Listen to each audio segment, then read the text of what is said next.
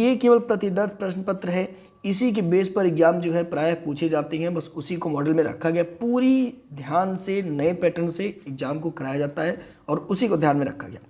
तो देखिए पहला प्रश्न है, विजयनगर साम्राज्य की स्थापना किसने की थी? तो याद करिए विजयनगर साम्राज्य की स्थापना, जो सही जवाब हो जाएगा आपका वह होगा तीसरा, हरिहर और बुक्का ने। आइए अब हम बढ़ते हैं अपने दूसरे प्रश्न की तरफ। दूसरा प्रश्न है, अकबर के साथ युद्ध करने वाली दुर्गावती नामक एक महिला थी जो अकबर के साथ युद्ध करती थी, वह कहाँ की रानी थी? दुर्गावती। तो रानी दुर्गावती आपका जवाब सही होगा अगर आपने आंसर मंडाला चुना है। क्या चुना है? मंडाला। ए होगा इस प्रश्न का सही जवाब। आगे बढ़ जाइए।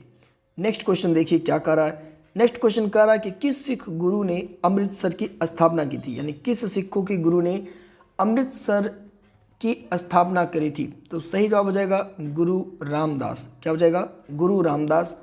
प्रश्न का जवाब होगा बी। आगे देख लीजिए। आगे कहा जा रहा है कि जब 1905 में बंगाल का विभाजन हुआ था तो उस समय कौन वाइसराय था? यानी 1905 ईस्वी में बंगाल का विभाजन किस वाइसराय के शासनकाल में हुआ था? तो देखिए जो हमारा सही जवाब हो जाएगा वह होगा लॉर्ड कर्जन। क्या हो जाएगा? लॉर्ड कर्जन, यानी बी होगा हमारा सही जवाब। आगे बढ़ जाइए। अगर हम लोग बात करें मद्रास में स्वदेशी आंदोलन का नेतृत्व किसने किया था? तो मद्रास में स्वदेशी आंदोलन का नेतृत्व किया था चिदम्बरम पिल्ले साहब ने। किसने? चिदम्बरम पिल्ले ने। सी आंसर होगा इस प्रश्न का सही जवाब। आगे, केरल के तट को क्या कहते हैं? केरल का तट, जो केरल का तट है, इस तट की बात पूछ रहा है आपसे कि इस तट को क्या कहते हैं? तो केरल के तट को आप सभी जानते हैं मालाबार तट कहते हैं। सही जवाब होगा आपका बी उत्तर। आगे देख लीजिए। आगे क्वेश्चन है कि पौधों में सबसे अधिक मिट्टी किस जल से प्राप्त होती है? नहीं, सबसे अधिक जल किस मिट्टी से प्राप्त होती है? यहाँ पे जल और यहाँ पर लिखिए मिट्टी।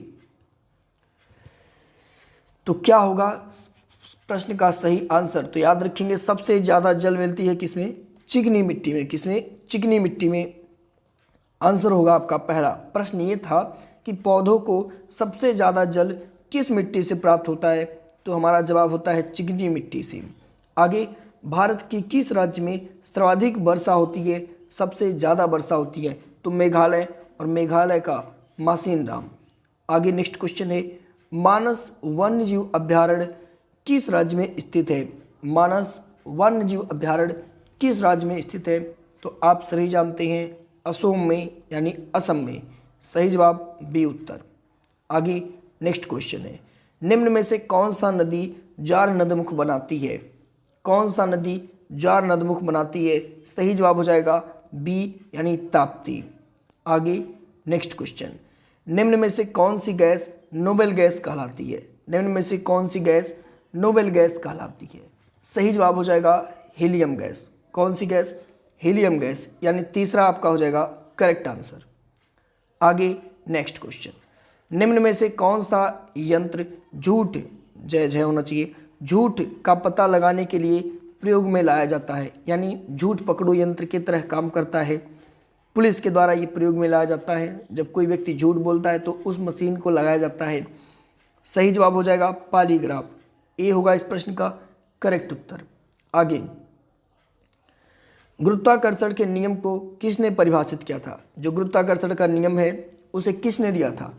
तो याद रखेंगे गुरुत्वाकर्षण का नियम न्यूटन ने दिया था, सर आइजैक न्यूटन। सही जवाब हो जाएगा पहला। आगे नेक्स्ट क्वेश्चन है, नेक्स्ट क्वेश्चन है, विद्युत आवेश का एसआई मात्रक क्या होता है? विद्युत आवेश का एसआई मात्रक क्या होता है? तो ध्यान से समझेंगे इस चीज को। कूलाम होता है। बी होगा इस प्रश्न का सही जवाब। आगे नेक्स्ट क्वेश्चन है, इनमें से कौन सा विश्व का नवीनतम राष्ट्र है? विश्व का नवीनतम राष्ट्र इनमें से कौन सा है? तो सूडान को काट करके दक्षिणी सूडान बनाया गया है। अब हो जाएगा आपका उत्तर चौथा सही। आगे, निम्न में से कौन भारत की वित्त सचिव हैं? वर्तमान में भारत की वित्त सचिव कौन है? तो वर्तमान में भारत के वित्त सचिव हैं अजय भूषण पांडे। सही जवाब बी उत्तर। आगे, सुनील अरोड़ा भारत के किस नंबर के मुख्य निर्वाचन आयुक्त हैं? तो सुनील अरोड़ा, ठीक है, निर्वाचन आयुक्त हैं 23वें नंबर के। किस नंबर के? 23वें नंबर के। पहला आपका सही जवाब। आगे, भारत के महालेखा नियंत्रक कौन है? भारत के महालेखा नियंत्रक कौन है? याद रखिएगा, यह क्वेश्चन काफ़ी इंपॉर्टेंट है।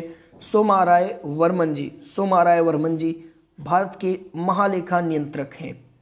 आगे नेक्स्ट क्वेश्चन है, निम्न में से कौन भारत में मुख्य चुनाव आयुक्त हैं? यानी भारत के मुख्य चुनाव आयुक्त कौन है? तो याद रखिएगा, यह वेरी इंपॉर्टेंट क्वेश्चन है। सूचना आयोग के बारे में पूछा गया, चुनाव आयोग नहीं है, मुख्य सूचना आयुक्त के बारे में पूछा गया है, जो कि बिमल जुल्का जी हैं। कौन है? बिमल जुल्का कौन है? मुख्य सूचना आयुक्त हैं।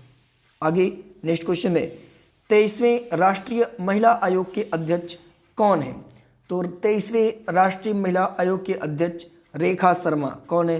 रेखा शर्मा। सही जवाब आपका हो जाएगा पहला आंसर। आगे देखते हैं, आगे है कि इफ़को जो इफ़को होता है, इफ़को जो होता है इसके चेयरमैन, यानी चेयरमैन ने इसके प्रमुख, यानी चेयरमैन कौन है? तो इफ़को के चेयरमैन कहिए या प्रमुख कहिए, बात वही है। तो याद रखेंगे बलवीर सिंह नदई, ठीक है ना, नकई होगा यहाँ पर, बलवीर सिंह नकई। सही जवाब आपका बी होगा। यह कौन है? तो इफ़को जो खाद होता है उसी के चेयरमैन है। आगे, सनी देओल किस जगह से सांसद चुने गए? तो आप जानते हैं गुरदासपुर से। कहाँ से? गुरदासपुर से। सही जवाब होगा आपका बी आंसर। सनी देओल जी गुरदासपुर से संसद चुने गए।